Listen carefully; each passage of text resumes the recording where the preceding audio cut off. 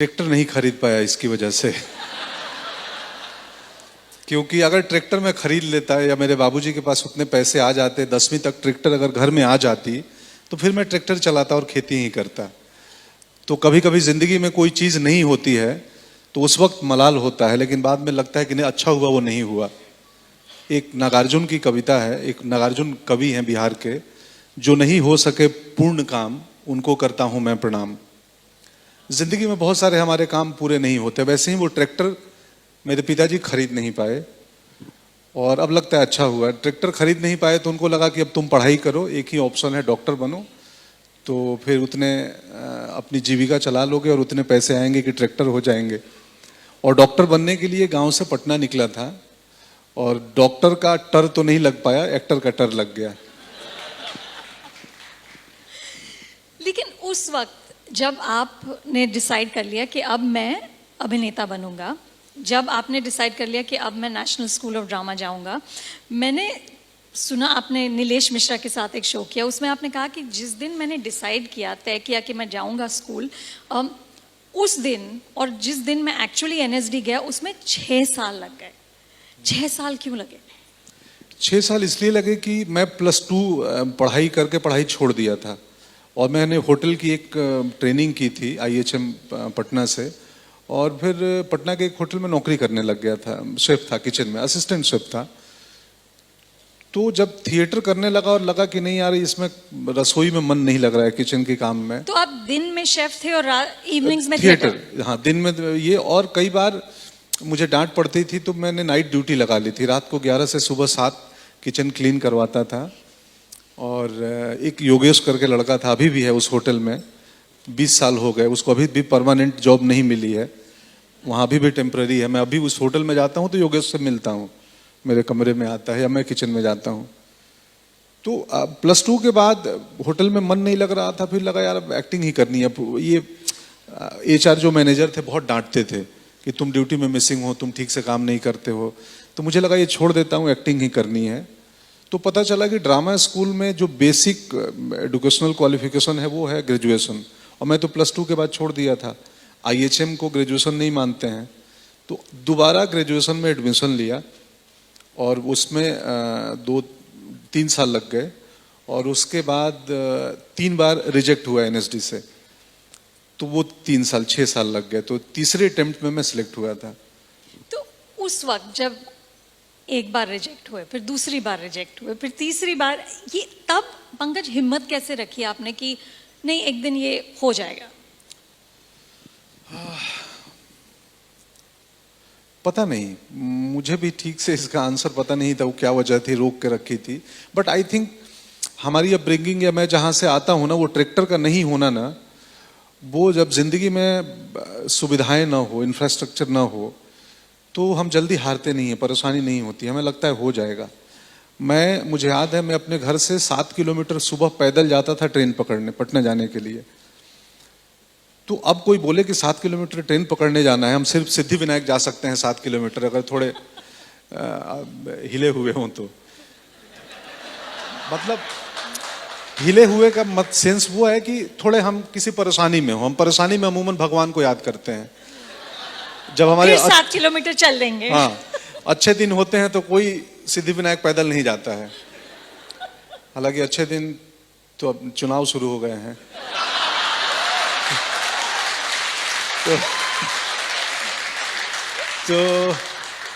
तो जब जिंदगी ही परेशानी में हो तो फिर 7 किलोमीटर या 70 किलोमीटर पैदल चलने में समस्या नहीं होती है।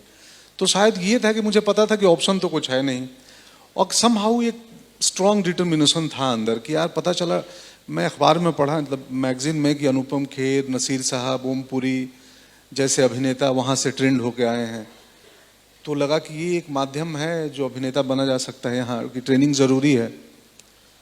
तो बस टिका रहा और समहाउ एक यकीन था खुद में कि हो जाएगा, आज न कल हो जाएगा, कितना दिन लोग इनकार करेंगे। वो सेम यकीन बॉम्बे में भी था।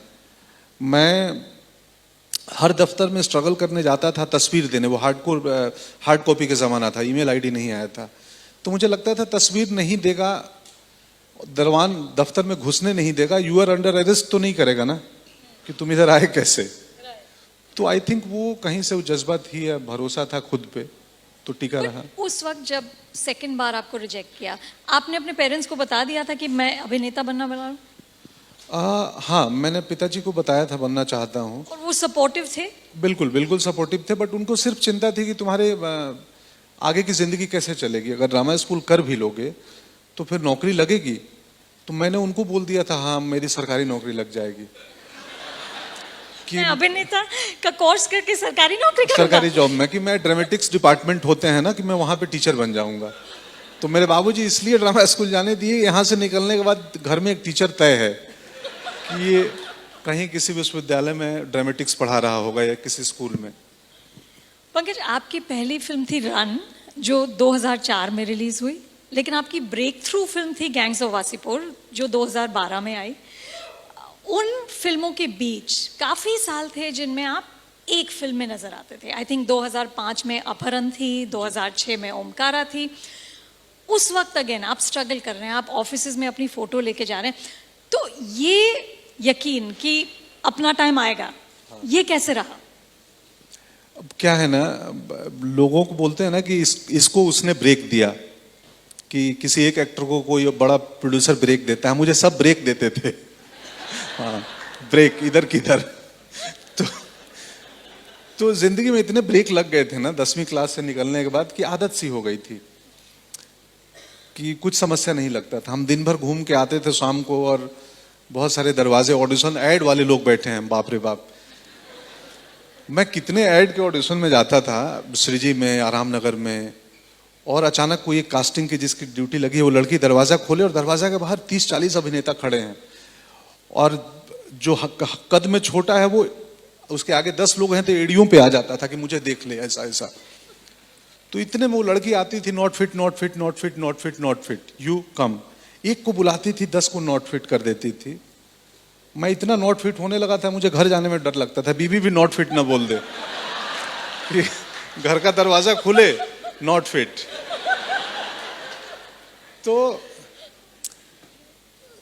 तो यही था कि वो, मैं बिहार से आता हूँ, वहाँ सुविधाएं नहीं थी, सड़कें नहीं थी। मेरे गांव से पटना 150 किलोमीटर था, और मुझे याद है हम 8 से 10 घंटे बसों में जाते थे, गड्ढे में तैरते बैरते। तो 10 घंटे में 150 किलोमीटर की यात्रा आप कर लोगे ना, तो फिर जिंदगी में कोई समस्या नहीं रहेगी। फिर आपको सब आसान लगेगा कि नहीं नहीं सब ठीक तो है। और ये भी मान के आया था कि अगर नहीं देंगे सिनेमा वाले काम तो कुछ नहीं, अपना ईंट पत्थर उठा के मैं अपना पेट तो पाल लूंगा ना। 300 रुपये तो कहीं भी कमा सकता हूँ, 400 रुपये।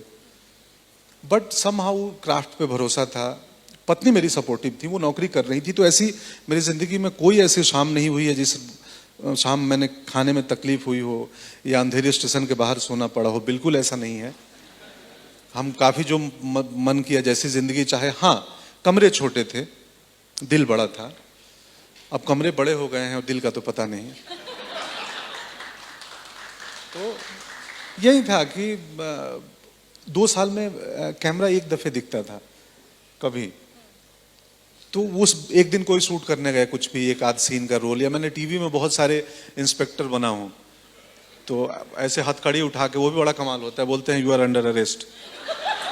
मुझे समझ में नहीं आता हथकड़ी यहाँ क्यों उठाते हैं। मैंने किसी पुलिस वाले को नहीं देखा उठाते हुए। तो मुझे लगा कि किसी कोई फिल्म मेकर ने वो मिड शॉट लगाया होगा और पुलिस वाले को बोला हथकड़ी ऊपर ला, फ्रेम में ला। वो तब से ट्रेडिशन बन गया कि हर कोई यही लाएगा। तो बीच में तो ऐसा लगा था मैंने अपने लिए पुलिस की वर्दी सिलवा ली थी कि मैं जाऊं बोलूं कि आपको मतलब कॉस्ट्यूम का बजट भी बच जाएगा, मेरे पास वर्दी है।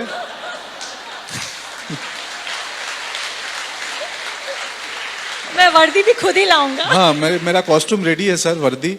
मेरी लाइनें भी मुझे पता है कि 10 तक गिनूंगा, बाहर नहीं आओगे तो गोली चला दूंगा।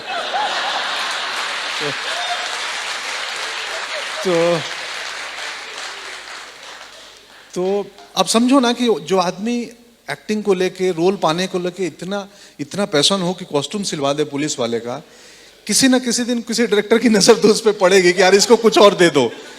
हाँ, ये तो वर्दी लेके घूम रहा है। तो कश्यप की पड़ गई। एक दिन मुकेश हावड़ा ने ऑडिशन किया और काफी लंबा चला, वो भी एक अद्भुत दिन था। फिर कश्यप ने एक रोल दे दिया और फिर गैंग्स ऑफ वासेपुर हो गई। But I want to talk a little about your wife. मतलब what an amazing woman. कि 10 साल आप कोशिश में लगे हुए हैं और वो नौकरी कर रही हैं and she never once said to you कि आप कुछ और कर लो। मैं इस सवाल का जवाब देते देते रो भी सकता हूँ। हाँ, आप पूछना।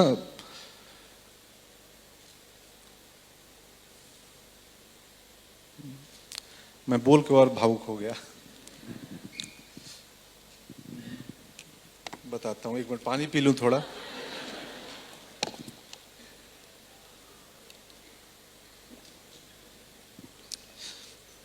हमारा क्या है ना, आमतौर पे एक घर में एक हस्बैंड और एक वाइफ रहते हैं।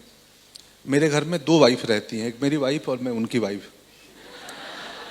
I have to clap for that.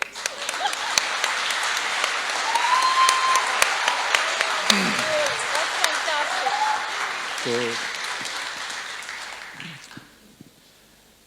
पता नहीं, शायद मेरी ईमानदारी देख के उनको भरोसा होगा, और मैं बहुत सिंसियर एक्टर हूँ। मतलब मैं खाना भी बना रहा होता हूँ, आपके इंटरव्यू में बोला भी था कि मेरे लिए कुकिंग भी एक्टिंग है। मेरे लिए, मेरे घर में अभी पेंटिंग और कुछ काम चल रहा था सिविल का, मेरे लिए दुनिया का हर काम एक्टिंग है।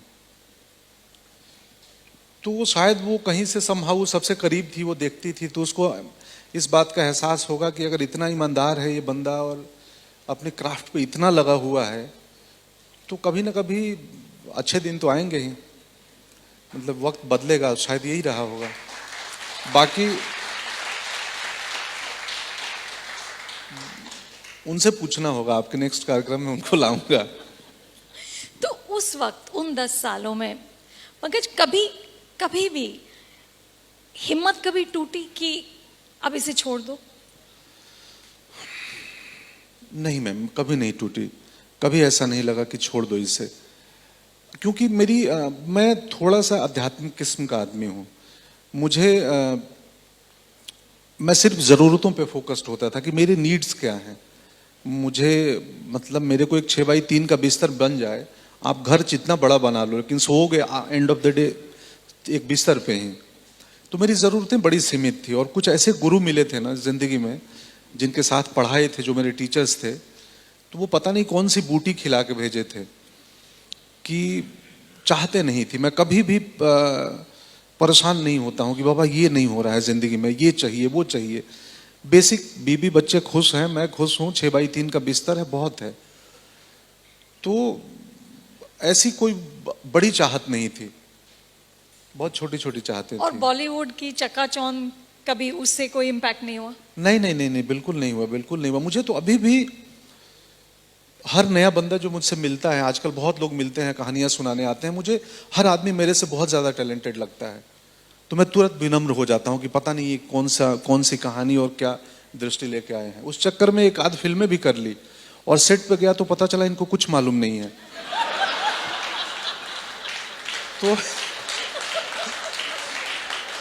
तो मुझे लगा कि यार मैं भी ना चेहरा देख के आदमी को तय कर लेता हूँ। मुझे हमेशा लगता है जिसकी नाक थोड़ी ज्यादा लंबी हो बहुत टैलेंटेड होगा। फिर मुझे एक लंबी नाक का आदमी उतना टैलेंटेड नहीं दिखा, तो मुझे लगा नहीं जिसकी छोटी होती हुई वो ज्यादा टैलेंटेड होता होगा। तो ऐसे थॉट बदलते रहते हैं। तो बस मैं भूल भी गया जाता हूँ सवाल, आपको पता है, तो मुझे इनफैक्ट अभी भी याद नहीं है आप क्या पूछे थे। I know. कोई बात नहीं। अब पंकज, और अब जब हर डायरेक्टर आपके साथ काम करना चाहता है, अब आप कैसे डिसाइड कर, ये नाक के अलावा और क्या डिसाइडिंग फैक्टर्स होते हैं कि आप कहते हैं कि हाँ मैं ये स्क्रिप्ट करूंगा, ये नहीं करूंगा? बहुत मुश्किल है मुझे किसी को ना करना जिंदगी में। आज सुबह ही मैं यहाँ आते हुए एक डायरेक्टर के, बहुत दिनों से मेरी बात चल रही है, और मेरे लिए बहुत संकट होता है किसी को ना करना। मैं कैसे ना कर दूंगा? बट मुझे पता है आदमी एक हूँ, ऑलरेडी अगले 1.5-2 साल तक मैंने कमिटमेंट ले लिया है। नाउ ये भी डिसाइड किया है कि सब कुछ नहीं करना है, थोड़ा सेलेक्टिव होना है। तो ना करने के पीछे एक लगता है कि या तो जिस किस्म के रोल मैंने कर लिए, या जिस कहानी में मुझे मेरे लिए बहुत इंपॉर्टेंट है। मैं हमेशा मानता हूँ कि फिल्म मेकिंग या एक्टिंग सिर्फ मीडियम ऑफ एंटरटेनमेंट नहीं है, उस कहानी में एक दूसरी लेयर भी होनी चाहिए। भले वो प्रीची ना हो, अंडरटोन हो, बट एक और बात हो। मतलब एक मैसेज होनी चाहिए। यस यस, जरूर होना चाहिए। एक सोशल कमेंट्री तो होनी ही चाहिए।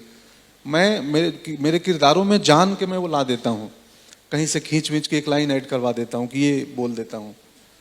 तो वो बहुत ज़रूरी है मेरे लिए कि फिल्म एंटरटेनिंग ऑफ कोर्स हो, क्योंकि कोई 300 रुपये दे के ज्ञान सुनने नहीं आता है। उससे बढ़िया हम कोई आस्था चैनल पे सुन लेंगे, थिएटर में क्यों आएंगे। एंटरटेनिंग हो, बट अगेन सिर्फ मीडियम ऑफ एंटरटेनमेंट नहीं है सिनेमा। तो एक बात हो, तो इस पे ध्यान देता हूँ इन दिनों चुनते हुए। कई बार कंपनी बहुत ज़रूरी है कि लोग कैसे हैं, किनके साथ काम करने में मज़ा आता है। जो डीओपी, जो डीपी हो गए या डायरेक्टर हो गए और बाकी टीम। तो अभी धर्मशाला में थे हम लोग, एक हफ्ते बहुत मज़ा आया। 83 के लिए बहुत ज़बरदस्त टीम है और बहुत ही अलग किस्म की एनर्जी थी, जोश था वहाँ पे। तो लोग भी बहुत इंपॉर्टेंट है, किनके साथ काम करते हो। तो पंकज, कभी आपको लगता है कि अब क्योंकि आप इतने पॉपुलर हो गए हैं, डायरेक्टर्स आपको लेना चाहते हैं just because you bring credibility, क्योंकि हम सबको पता है कि अब जब आप फ्रेम में आएंगे तो कुछ मज़ा आने वाला है। डू यू फाइंड कि they are leaning on you too much, या कि प्रॉपर स्क्रिप्ट नहीं है और वो बस आपको कह रहे हैं कि आप आके आप कुछ भी मैजिक कर दो? हाँ, ये भी होता है। अरे आपको क्या, आप बना लेना। तो मुझे लगता है बना लेना, रोल बना लेना। हाँ, खिचड़ी थोड़ी है बना लूंगा, कुछ तुम भी तो दो। रॉ मटेरियल दिए ही नहीं हो, बोल रहे हो बना लो। तो ऐसे भी करते हैं लोग। दरअसल मुझे कभी कभी लगता है ट्रस्ट का खेल है कि इन दिनों फिल्म मेकर्स मुझ पे ट्रस्ट करने लगे हैं। तो पता नहीं कब तक करेंगे, मुझे भी नहीं मालूम, या कब तक मैं कुछ ठीक ठाक बना पाऊंगा। क्योंकि मुझे हमेशा शॉट में जाते वक्त मेरे को मालूम नहीं होता मैं करूंगा क्या। Script Really? हाँ, आपको अपनी लाइनें याद हैं, बट आपको पता नहीं है कि मैं क्या करने वाला हूँ, कैसे करूंगा इसको। हाँ, लाइनें पता है, सब मालूम है, बट ये होंगी कैसे मुझे नहीं पता होता है। पहले दूसरे टेक के बाद लगता है अच्छा ऐसा हो रहा है कुछ। इसीलिए मुझे एक्शन कंटिन्यूटी याद नहीं रहता है। मैं एक टेक में हाथ इधर उठाऊंगा, दूसरे टेक में जेब में डाल दूंगा। अब वो आजकल एक कंटिन्यूटी वाले आजकल बड़े वो हो गए हैं फिल्म के सेट पे। आप लोग एड मेकर यहाँ देखते हैं, एडी ऐसे लगता है ना शिकारी की तरह झपट्टा मार देते हैं। सर हाँ, क्या एक्शन कंटिन्यूटी गलत हो गया। बोलते हूँ बाबा एक ही शॉट रहेगा ना, या तो वो रहेगा तो ये रहेगा, दोनों तो रखोगे नहीं। तो भी नहीं, क्या पता कुछ हो जाए दूसरे। तो ठीक है। तो मुझे मालूम नहीं होता क्या करना है, करूंगा कैसे। मतलब दरअसल कभी कभी लगता है कि वो तीर चलाते हैं ना हम लोग ऐसे अंदाजे पे, हाँ। और निशाने पे लग जाए। राइट।